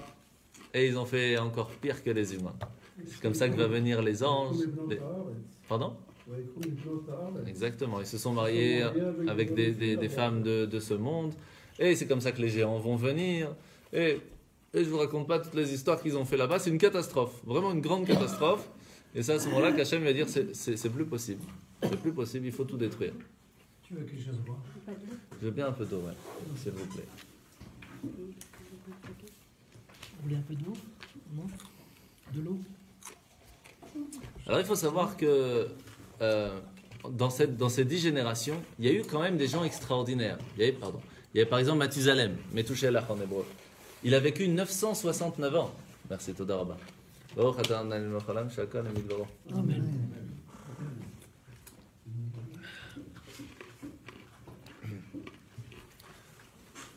Mathusalem et Touchelach, il a vécu 969 ans. S'il a vécu tellement d'années, c'est qu'il méritait de vivre tellement d'années. Donc on apprend qu'il y avait des gens extraordinaires, mais il y avait tellement de catastrophes que c'était pas possible. Et il y avait même une personne qui était vraiment bien, c'était un cordonnier qui s'appelait Hanor, qui était attaché à Dieu à un niveau extraordinaire, mais Dieu a vu que s'il allait rester encore longtemps avec les gens autour de lui, il allait changer, il allait être influencé. Donc il l'a repris plus tôt. Et il va se changer en ange. Et on ne dit pas son nom. Ça commence, c'est même, après un tête, après encore un tête, et puis après un resh, un vav et un nun. Ou M-A-T-A-T-R-O-N. On ne dit pas son nom. Okay, on le prononce pas. C'est un ange très spécial qui s'occupe de ce monde, qui gère, qui s'occupe des âmes, il fait plein de bons boulots. Et une fois par an, si je ne me trompe pas, il va voir le bon Dieu, il gère avec lui, il fait une réunion avec Hachem. Et donc il s'occupe de pas mal de choses. Et on voit que donc il y avait des gens extraordinaires. Mais c'est Noach, en fin de compte, Noé, qui va être choisi pour être celui qui va sauver l'humanité. Pour plusieurs raisons, parce que lui, il est resté en fin de compte quelqu'un de bien autour de la catastrophe. Ish tzadik tami maya bedorotav. C'était quelqu'un vraiment de spécial qui a réussi à rester un tzadik. Alors vous savez, c'est quoi un tzadik? Injuste. Dans la Torah, un juste, mais dans la Torah, il n'y a que 2 personnes qu'on dit tzadik. Yosef. Yosef et Noach. Pourquoi? Pourquoi Yosef? Et de Yosef, on va apprendre Noach. Pourquoi Yosef?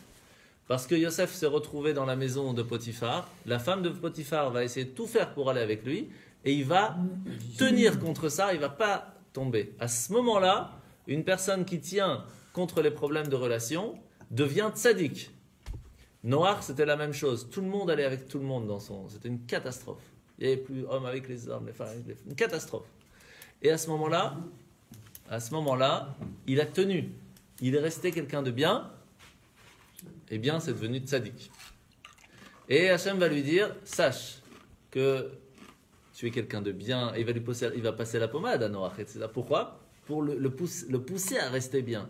Et il va lui dire, tu as 120 ans devant toi pour préparer un bateau. Il va lui donner des mesures assez exactes, vous savez. C'est quoi les mesures? 30, 300 et 50. Pourquoi? Parce qu'en fait, tout le problème, pourquoi est-ce que Hachem il a vu qu'il y avait des problèmes dans le monde? C'est parce que les gens utilisaient le mensonge. Ils utilisaient leur langue pour dire du mensonge. Comment dit la langue en hébreu? Lashon. Lashon, c'est lamed, shin, nun. Lamed, c'est 30, shin, c'est 300, et nun, c'est 50. Et c'est la mesure de l'arche qui a protégé de cette langue qui était mauvaise. Et donc, en fin de compte, Il est parti le Vav. il n'y a pas le vav. Le Lachon, il n'y a pas le Vav. Bah, ça dépend comment on l'écrit. Le Lachon, j'ai fait avec le Vav. Mais c'est pas les C'est shoresh. la Mèche, C'est toujours 3 lettres le shoresh. Toujours 3 lettres le shoresh. Et c'est pas le verbe. ouais, bon. Et en fin de compte, qu'est-ce qui va se passer? Il y a quand même un midrash assez intéressant, c'est que le mensonge va venir voir Noach et va lui dire, je veux rentrer dans la teva. L'ange du mensonge, entre guillemets, va venir le voir. Ah, il dit, mais ça va pas ça. Il veut pas le faire rentrer. Pourquoi? Parce que tout le problème, pourquoi est-ce qu'il y a eu la catastrophe dans le monde, c'est à cause de lui. Et il veut être sauvé. Alors il va trouver une excuse. Il va lui dire, ici Dieu m'a demandé, il n'y a que des couples qui peuvent rentrer. Il faut trouver un mari. Tu ne peux pas rentrer tout seul. Sauf que personne ne voulait faire confiance au mensonge. Personne ne voulait se marier avec le mensonge. Et il y a un ange qui s'appelle, si je ne me trompe pas, Matronita, un truc comme ça, qui va lui dire, ok, on fait un business, mais on fait un contrat avec avocat et tout. Et dans ce contrat, c'est simple. Tout ce qu'une personne va utiliser avec le mensonge sera pour moi. Et qu'est-ce qu'il fait cet ange-là? Il s'occupe de faire les pertes financières. Le shlemazal, comme on dit en yiddish, la malchance. Tout ce qui est utilisé, gagné grâce au mensonge, est perdu quelque part.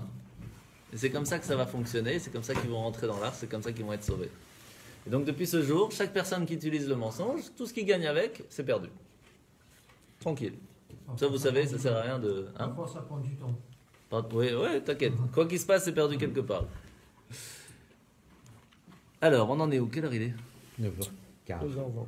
Ouf, on va pas traîner. Alors, 18. ouais, on va pas traîner. Donc, ouais. Il est pas traîné. Hein, et alors, donc, qu'est-ce qui va se passer? Ça va faire jusqu'à 8h de matin, non? Ben, c'est qu'il y a le Zohar de Maxime tout à l'heure. Je dois aller au Zohar. Ah, c'est d'accord. Eh oui. Et ils m'attendent. Ils m'attendent. Ils ont commencé sans moi, mais ils m'attendent. Demain, il y a une circoncision, donc il faut faire toute une partie du Zohar avant la veille. Donc ils m'attendent. Mais j'aurais dit que je viens quand j'ai fini. Chaque chose en son temps. Donc, qu'est-ce qui va se passer? La vie dans l'arche. La vie dans l'arche va être très spéciale parce qu'il y a tous les animaux. Donc c'est pas évident. Tous les animaux du monde, au moins un couple, et 7 en plus de cachère, qui seront à l'intérieur, il faut gérer tout ça. C'est un zoo, mais total. Et en plus, coincé dans un bateau. C'est pas évident.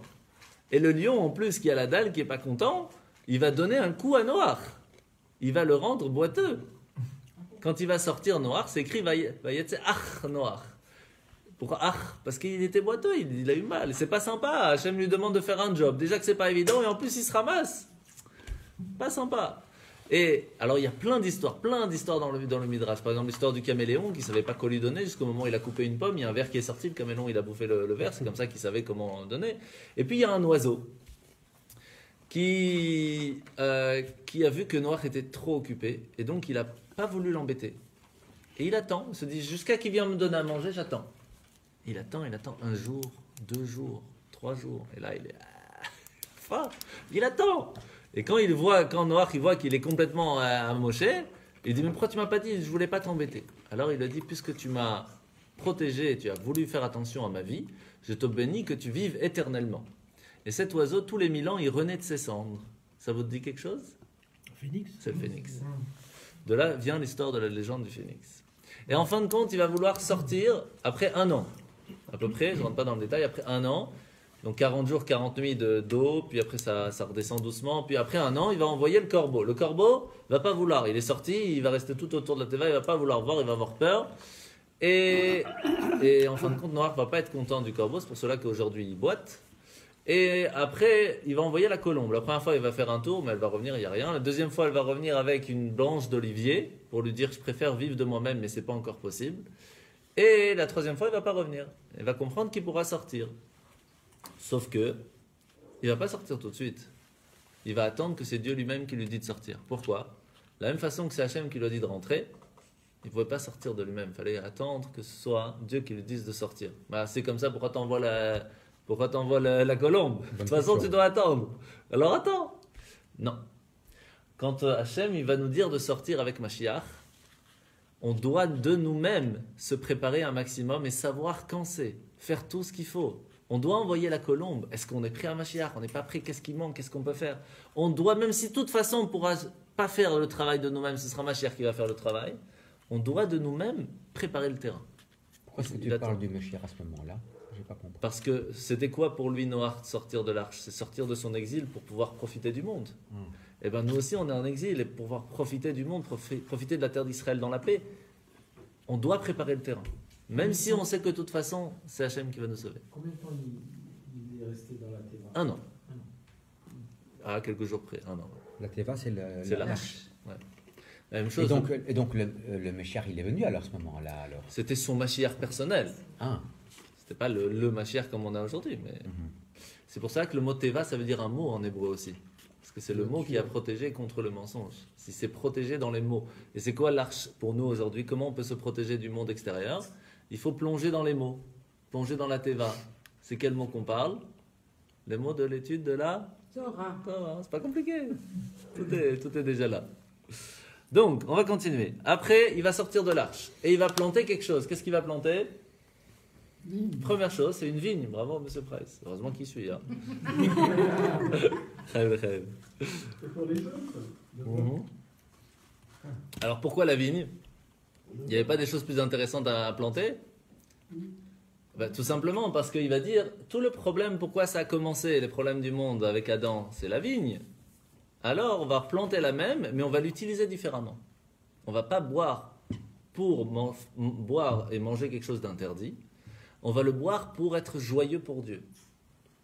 Mais il va tomber dans le piège. Et ça va être une catastrophe. Donc de là, on apprend que quand on va faire le kiddush le Shabbat, pourquoi on fait le kiddush spécialement avec du vin? Et spécialement le vendredi soir? Parce que c'est vendredi qu'il y a eu tout le problème avec Adam et Ève, avec la vigne. Et donc nous, on va relever ça en faisant le kiddush du Shabbat avec. Comment se trouve cette histoire? Midrash. Adam et Ève. Adam et Chava. On trouve avec L'arbre de la connaissance, il y a 3 avis. Un, il dit c'est le figuier. Un, il dit c'est le hétrog. Un, il dit c'est la vigne. Il y a 3 avis. Non, personne dit. Ça, personne dit. Ça, c'est Michel-Ange qui a fait sa peinture. Non, c'est pas seulement ça, parce qu'il disait le frère à Etz, ça vient de ça. Le frère à Etz, et c'est le seul fruit qu'on dit en hébreu, Tapour Etz. Donc, j'ai jamais vu ça. Lié à l'arbre. Parce que sinon tu dis t'as pour C'est comme ça, ça vient de ça. Peut-être, je connais pas. Ah ok, ça va. Il Il y a tellement de choses, tu sais, il y a tellement de... Oui. On parle que c'est pomme. Ouais, ok. Alors d'où ça vient, c'est ça. Et donc en fin de compte, il va s'enivrer Non. et son fils Ram va le stériliser Et ses deux autres enfants vont lui mettre une couverture. C'est comme ça que chacun va en fin de compte prendre un tiers du monde. Shem, Ham et Yafet. À ce moment-là, il y aura l'histoire de la tour de Babel. Ham va le stériliser. Il va lui enlever la possibilité d'avoir des enfants. C'est pour ça qu'il va être maudit. C'est pas juste parce qu'il a vu. Il s'était moqué de lui. Ah non, si c'est que ça, il va pas le maudire. Il s'est moqué de lui parce que il s'est moqué de son père qu'il a vu nu, au milieu de femmes, qui étaient les belles filles. Et comme il s'est moqué de lui, alors que Noach ne savait pas que le fruit de la vigne rendait ivre, il en avait bu sans savoir. Parce qu'il avait condamné son père sans connaître les origines de son sommeil profond, il est chassé dans le désert. Mais c'est parce qu'il l'a également stérilisé. Ah oui, c'est ça tout le problème. C'est ça tout le problème. Et donc, en fin de compte, il va y avoir les descendants de Shem, Ham, Yafet, tout ça. Chacun va vouloir construire la tour de Babel. Pourquoi ils vont construire une tour? Il y aura 3 différentes possibilités.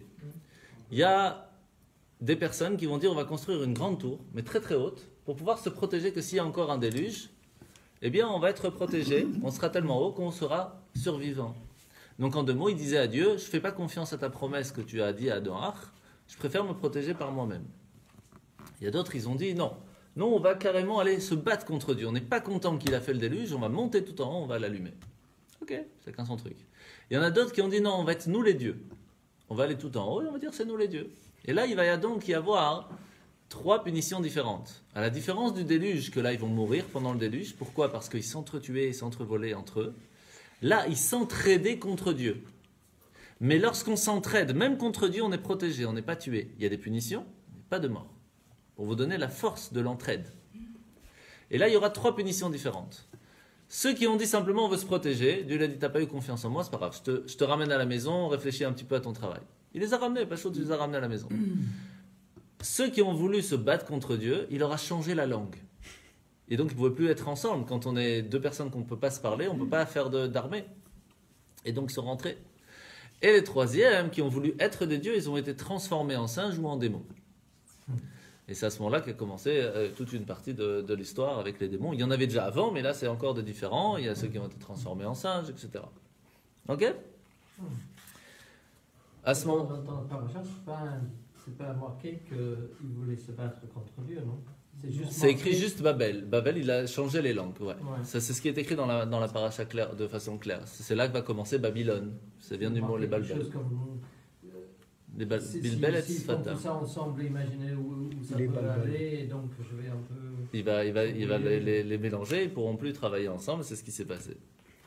Alors après tout ça, il y a, depuis Noach jusqu'à Abraham, il y a 10 générations. La différence, c'est que comme ils s'entraidaient, ils avaient quand même certains mérites. À la différence de la génération du déluge qui ne s'entraidaient pas, ils s'entrevolaient, ils s'entretuaient, ils n'avaient aucun mérite. Et donc Noach n'a pu prendre aucun mérite des 10 générations précédentes. À la différence d'Abraham qui a pu prendre tous les mérites des 10 générations d'avant. Parce qu'il y avait quand même certains mérites lorsqu'on s'entraide, il y a quand même quelque chose qui reste.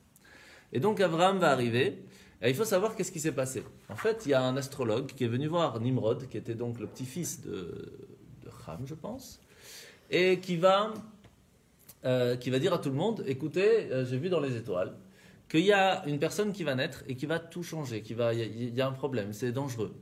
Et donc Nimrod va dire, tous les nouveau-nés qui arrivent, on les tue. Mais un des plus grands ministres de Nimrod, c'était Terach, le père d'Abraham. Et juste à ce moment-là, il vient d'avoir un petit garçon. Non, Abraham. Alors il va le cacher dans une grotte. Et pourquoi? Parce que Nimrod voulait le prendre, etc.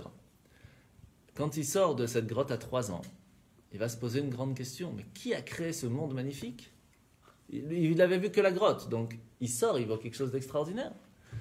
Et il dit, c'est sûrement le soleil, cette grande lumière qui est là, c'est extraordinaire, c'est lui qui a créé le monde. Et puis en fin de compte, la nuit arrive, il dit, c'est pas possible qu'un créateur, il laisse tout seul ses sujets, c'est pas possible. Donc c'est pas possible que ce soit le soleil. Sûrement c'est la lune, magnifique. Ah mais la lune, elle n'est pas là le matin, donc c'est pas la lune. Sûrement c'est le nuage, les nuages sont là tout le temps. Mais le vent est plus fort que les nuages, donc c'est sûrement le vent. Mais les montagnes sont plus fortes que le vent, donc c'est peut-être les montagnes. Mais les montagnes ne sont pas partout, donc ils ne peuvent pas tout voir. Et en fin de compte, il va comprendre qu'il y a quelque chose de là de tout ça. Et Dieu va venir le voir et lui dire, oui, tu as raison, c'est moi qui ai créé le monde. Et c'est là que va commencer l'histoire, il va rentrer à la maison. Et il va voir que son père, c'est un businessman. Et qui a construit, qui vendait des idoles, des statues. Il dit, mais tu rigoles ou quoi? Des statues, ça bouge pas. Comment tu peux croire que c'est la statue qui amène la pluie, qui crée le monde? Qu'est-ce que tu racontes comme bêtise? Et quand il est parti au Deleuze, le père, pendant ce temps-là, oui, il y avait Deleuze, bien sûr. Et il va prendre une batte de baseball, il va casser toutes les statues. Et il va mettre la batte de baseball il va mettre ce bâton-là dans la main, entre guillemets, de la plus grande statue. Et à ce moment-là, quand il va revenir, il dit, qu'est-ce qui s'est passé? Pourquoi t'as tout cassé? Il dit, c'est pas moi. Il y a la statue, et elle avait faim. Il y a quelqu'un qui est venu pour donner à manger à la statue. Elle voulait manger, elle a pris, elle a cassé tout le monde, c'est tout. Il dit, mais arrête de bêtises, ça bouge pas. Il dit, comment ça? Ça bouge pas, mais ça peut amener la pluie. Arrête tes bêtises. Et là, Nimrod, il va pas être content. Le roi, il va pas être content. Il va amener Abraham, il dit, c'est où tu te prosternes devant les statues ou je te jette dans la fournaise? Pendant 3 jours, il a fait chauffer la fournaise. 3 jours pour que ce soit vraiment chaud comme il faut. Il va jeter dedans. Et les anges vont venir le protéger, il va sortir. Et là, tout le monde a compris qu'Abraham, c'était quelqu'un de spécial. Ils vont reconnaître Dieu pendant un certain moment. Et puis, bien sûr, le métro boulot dodo des plaisirs du monde vont les ramener à leur nature. Et donc, même quand on voit des miracles, on peut les mettre de côté. C'est pas grave quand on veut avoir ces plaisirs personnels. Et ils vont continuer leur bêtise. Mais on va faire attention à Abraham. Et là, à ce moment-là, on va voir les 10 épreuves d'Abraham. Alors, on va faire peut-être très rapidement. Je les ai mis ici dans le texte, tout en bas dans l'Ech Lecha, juste avant. Donc il y a la première, c'est reconnaître Hachem, que je vous ai raconté. La deuxième, c'est la fournaise. Après, on a dans la parashat Lech Lecha, donc Dieu va lui dire, pars, fais-moi confiance, là où tu iras, ce sera bien. Il fait confiance, il arrive là en Israël, il n'y avait rien à manger. Il a fait confiance. Il arrive là-bas, il n'y a rien à manger, c'est pas grave, je ne vais pas me plaindre. Et il va en Égypte. Et donc, Sarai, sa femme, va se retrouver chez Pharaon. Une grande épreuve. En fin de compte, Sarai, qui avait un ange avec elle, l'ange va taper Pharaon, qui va avoir des pustules et des boutons, etc. Tout le palais va se ramasser. Donc Pharaon va dire à Abraham, viens ici, pourquoi tu ne me dis pas que c'est ta femme, et c'est dangereux ce que tu me fais ici. Partez, je te donne plein de richesses. Son neveu, Lot, il va dire, Abraham, tu es trop religieux pour moi, moi je préfère être tranquille. Il va aller à Sodome et Gomorrhe, juste la pire des endroits, il va là-bas pour être tranquille. Et en fin de compte, il va y avoir une guerre, 5 rois contre 4 rois, les 4 vont gagner, et donc il va être prisonnier. Abraham va faire la guerre contre ces rois, et il va gagner. Je ne rentre pas dans le détail comment, et en fin de compte, Hachem va lui dire, bon, maintenant que tu as gagné, tu as réussi à sauver Lot, je vais t'aider, et je vais te promettre que tout le pays de Canaan, tout le pays d'Israël, ce sera pour tes descendants. Je dis, ouais, t'es bien gentil, mais j'ai pas de descendants, ça ne sert à rien. Alors, qu'est-ce qu'il va faire? Sarah va lui dire, écoute, peut-être il faut ouvrir la porte. Alors épouse la servante, Agar, qui était elle-même la fille de Pharaon, c'était une princesse.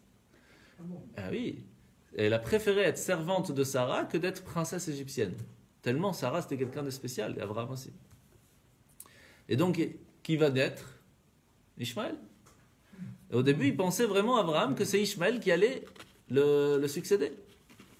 Et en fin de compte, Hachem va lui dire, non, c'est pas lui, tu auras quelqu'un avec Sarah. Et donc, il va faire la Brit Mila, la circoncision, et 3 anges vont venir, et vont dire à Abraham, toi tu t'appelles plus Abraham, mais Abraham, Sarai, tu vas t'appeler Sarah, et je vais détruire Sodome et Gomorrhe. Abraham il va se battre contre ça, il va pas vouloir que même les plus grands rachats puissent mourir. Il dit peut-être il y a encore des gens bien là-bas, même s'il y a 10 personnes, ça vaut le coup de sauver tout le monde. On ne va pas tuer les méchants avec les gentils, il faut sauver les gentils, c'est pas possible. Et en fin de compte, il n'y avait personne là-bas. Et donc l'ange va aller pour sauver Lot et sa femme et ses enfants. Au retour de la sortie de Sodome et Gomorrhe, la femme de Lot va se retourner et va se transformer en statue de sel. C'est quoi le message là? Le message, en fait, c'est simple. Il y avait Sodome et Gomorrhe. Pourquoi c'était une ville catastrophique? C'est pas si catastrophique, entre guillemets, je dis bien. Pourquoi? Parce que tout le problème de la génération du déluge, c'est qu'ils se volaient entre eux. Alors Sodome et Gomorrhe, ils ont dit, vous savez ce qu'on va faire? On va faire exactement l'inverse, à l'extrême. Ce qui est à toi est à toi, ce qui est à moi est à moi. Je ne veux pas que personne puisse aller partager quoi que ce soit. Rien. S'il y a un invité qui vient, on n'a pas le droit de l'inviter parce que c'est pas chez lui, c'est chez moi.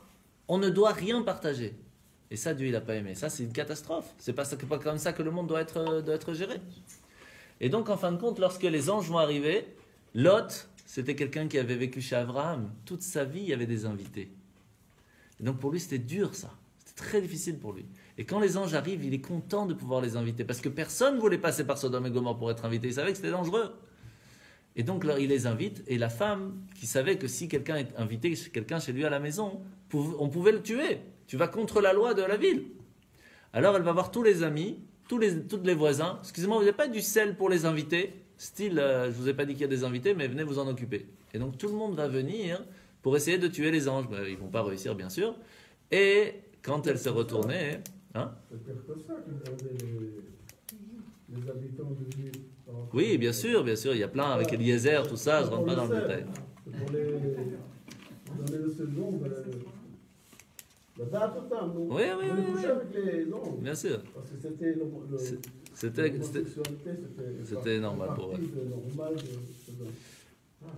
Et donc c'est pour ça que Lot, il va dire... Les hommes, plus que ça. Ouais. Et Lot, il va leur dire, je préfère vous donner mes filles, prenez mes filles, mais ne touchez pas aux anges. Et ça, Dieu ne va pas non plus aimer. Et qu'est-ce qui va se passer plus tard? En fin de compte, la femme de Lot, elle va être punie par ça, en statut de sel, par rapport à l'histoire du sel. Et comme pour eux, leur monde était détruit, parce que Sodome et Gomorrhe, la terre a été retournée, brûlée, et ça a été salé, c'est l'endroit de la mer morte, ça a été salé pour que rien ne puisse pousser là-bas. À savoir que quand Mashiach va venir, ça va repousser, comme ça dit le Midrash. Comment un volcan, quand tu lis la descriptive. Pas vraiment. Enfin, il y a eu du feu, il y a eu de la lave, etc., mais pas vraiment volcan. Enfin, c'est difficile parce qu'on n'a pas vraiment de... Hachem ne voulait pas qu'on sache exactement comment ça s'est passé. Ce qu'on sait, c'est que la terre a été complètement retournée et salée pour ne pas que puisse repousser quoi que ce soit là-bas. En fin de compte, les filles de Lot vont être qu'avec leur père. Ils vont se cacher dans une grotte, ils vont croire que le monde a été détruit comme avec l'histoire du déluge. Et donc, qu'est-ce qu'ils vont faire? Ils vont faire boire leur père pour avoir des relations avec lui, pour pouvoir continuer le monde. Et c'est comme ça que 2 enfants vont naître, Ammon et Moab. Un inceste. Ouais, bien sûr. Ammon et Moab. Mais ce qui est intéressant, c'est que Moab va amener une princesse de Moab qui s'appelle Ruth, qui va en fin de compte avoir le roi David, et que Mashiach vient du roi David, qui vient en fin de compte de cet inceste. Extraordinaire. Quel est le message de ça? Le Le message, il est que même si on pense qu'on ne peut pas devenir quelqu'un de bien parce qu'on vient d'une famille catastrophique et qu'on n'a pas eu l'éducation pour, sache que même Mashiach vient d'une famille catastrophique. Au point que les gens de Moab et de Ammon n'avaient même pas le droit de se convertir au judaïsme. Il y a eu une malédiction contre eux. Pour vous donner une idée. Et quand même, c'est de là que vient le Mashiach. Comme quoi, on a toujours une possibilité. Et en fin de compte, et on va finir. Ça revient un peu au but de la Torah.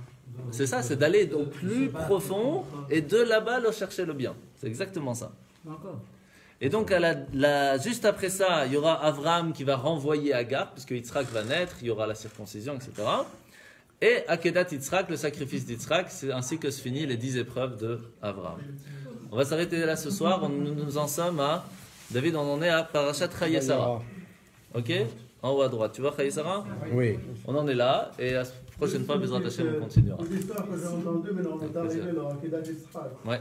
Donc, il posait la question finalement, Abraham, comme un bon juif, il posait des questions. Ah oui, tout il le a temps. dit, va prendre ton fils, il est de quel fils? Il a dit, ça, il est de quel... Je crée ce que tu aimes. S'il n'avait pas posé des questions comme un juif, quand Dieu lui a dit, prends ton fils, qu'il a pris Ishmaël, il l'a tué, on était...